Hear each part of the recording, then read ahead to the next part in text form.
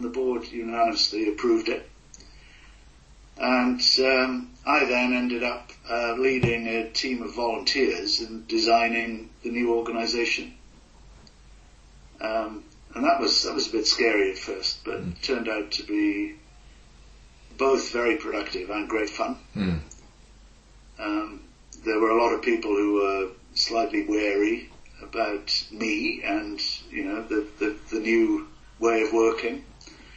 But they've pretty quickly got over that and got stuck into the task. And there were a nice blend of people who were wanting to preserve tradition and those who were wanting to modernise practices. And some people had a foot in both of those camps, which was actually very helpful. So as a 900-year-old charity, the last thing you want to do is throw away traditions.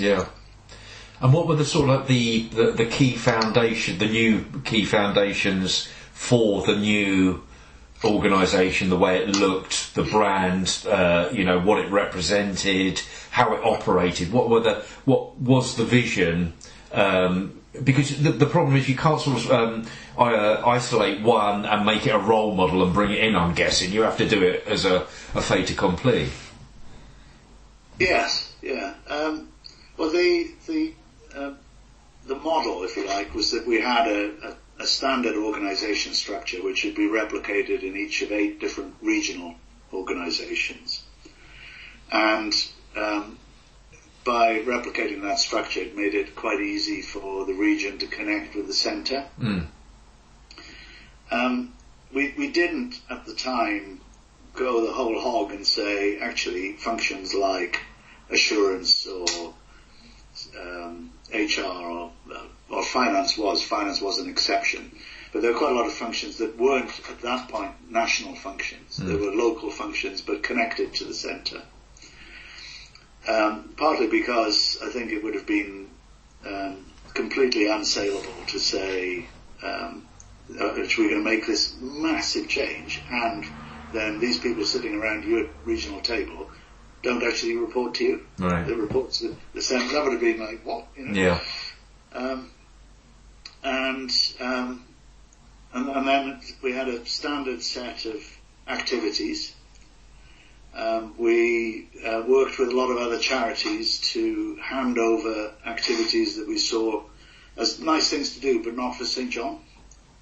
So we had people taking people on narrowboat holidays, which was lovely, but not our bag. We had a minibus service in Devon and Cornwall where people in rural communities could have access to town centres. Again, lovely, but much more something like the RVS or something than St. John. So St. John is about first aid. And whether that's via ambulance services or first aid training or first aid at events, that's St. John's bag, and we needed to focus on it. And we had, in some regions, we had thriving ambulance businesses, in some we had nothing. So we said, let's build an ambulance business everywhere. Partly because it's part of the charitable mission, and partly because there was an opportunity to make some money to support particularly the voluntary activities. And we embarked on trying to do everything the same everywhere, at least in terms of core processes. In the early days, that failed because the cynics said, the triumph was we went from 41 ways of working to 8 rather than to 1. But the reality is that they were right, that we ended up with 8 different regions, and we hadn't gone far enough in terms of common processes. So there was a whole series of subsequent changes which made national functions much more prevalent.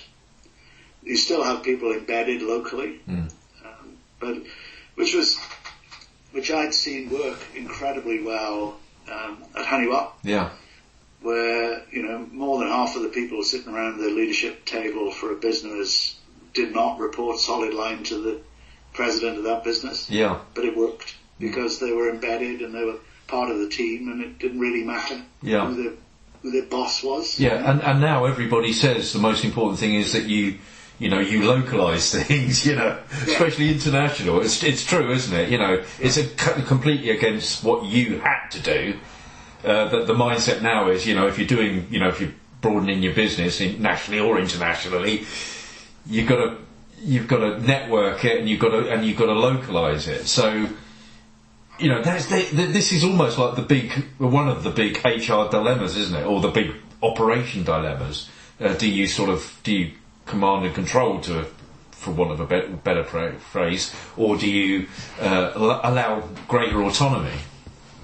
Obviously, the greater autonomy in this situation was causing all manner of problems. So, yeah, I think the lesson that I had learnt but hadn't really applied, and I'd learnt this at Honeywell when we were doing a lot of acquisitions, was once the new Honeywell was established, it became an acquisition machine and was very successful. And the lesson learned from that was that provided you were crystal clear about things that just had to be implemented, and then alongside that, areas where people's sandbox was that they could play into their heart's content. As long as you were crystal clear about that, they would not rail against the implementation of the standards.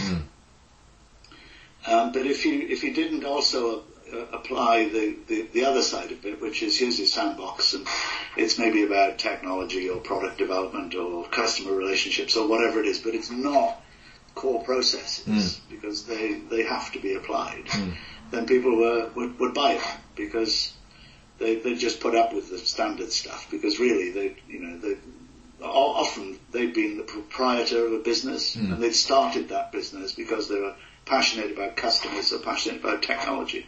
That's where they wanted to play. Yeah. But if you didn't emphasize, here's the sandbox, then they would put their energies into fighting the other stuff. Well, no, we don't want to call ourselves Honeywell. We don't want to apply standard processes. Yeah. And that's, I didn't really apply that learning to the regional structure.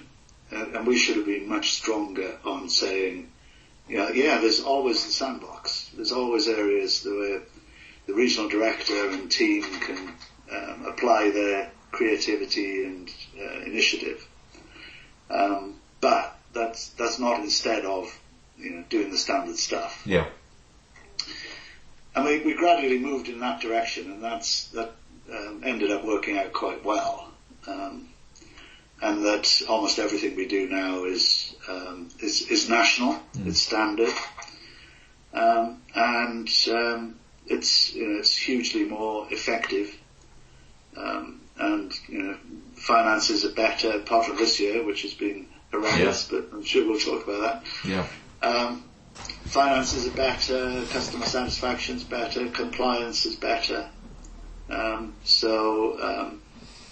think for volunteers and employees, the experience is better. But it's been if you told me 10 years ago it would be a 10-year journey, I would have probably started looking at my CV. Yeah, absolutely. I mean, it does sound like an extraordinary journey, Steve. It really does. So, give us a sort of like a quick sort of snapshot of the interim time between the COVID years, so to speak, and once you'd settled everything down. Give us an idea of how the organisation sort of picked itself up and started to operate in a much more cohesive and efficient way, I'm guessing. So, give us a sort of like a snapshot of that, and then we'll obviously talk about these extraordinary times and your association with that. Yeah. There's a couple of things I'd highlight. Well, one is that St. John makes most of its income through selling services. It's not a fundraising-based organisation. It is something we are investing heavily now in fundraising, and we are getting a lot better at fundraising. But typically, 80-90% of St. John's income is from services sold. Right. And St. John is the market leader in England in for first aid training and